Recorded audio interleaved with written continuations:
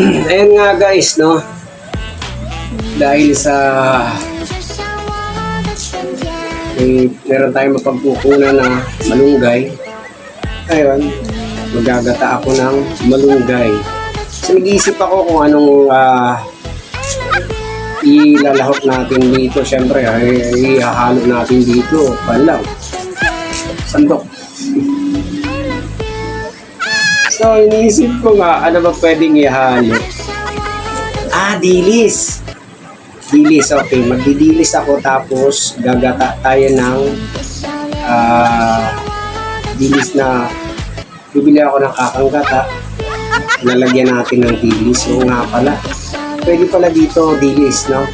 So try natin magkakanggata ng itong papakulo muna tayo. Hindi ko alam paano ito ganun. Alam ko papakuluan muna natin siya. Pagka kumulo na, tsaka natin lalagay yung kakanggata. Pero may puti pa din, no? Yung kakanggata, babawasan lang natin. Puti din yun. So, try natin. Tara. Gusto kumain ng malunggay. Gata na malunggay, no? Tingnan din natin kung pwede. Alam ko pwede rin yung piniritong isda. Pero ang masarap talaga niyan, tilapia.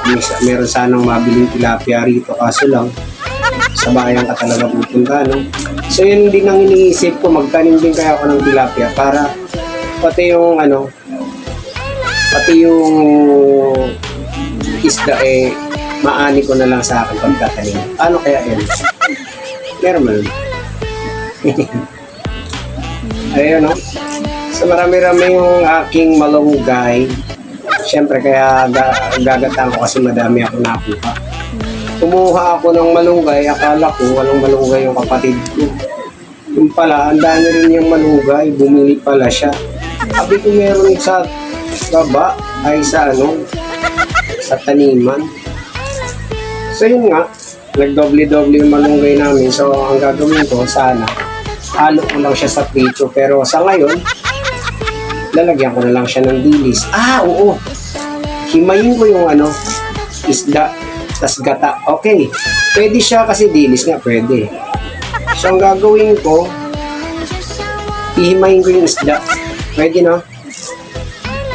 Tapos, isasalo ko siya sa gata. Sige. So, dahil naisip ko yan, himayin natin ang mabilis ito. Para makapag na tayo. Wala yung mga anak ko, pinabayaan ako dito.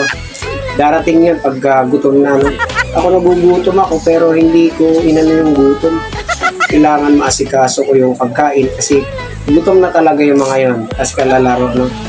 So kahit na hindi nila ako tinutulungan dito kasi nga pinapaano ko na lang na maglaro ng kaysa mag-cellphone. Hihina ang katawan kasi.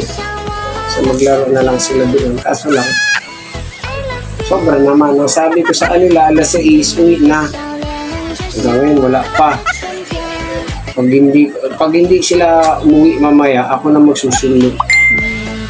Susunduin natin sila, no? So, sa ngayon, tara, at maghihimay muna tayo ng malunggay. Ang gagawin natin dito, guys, ay gata.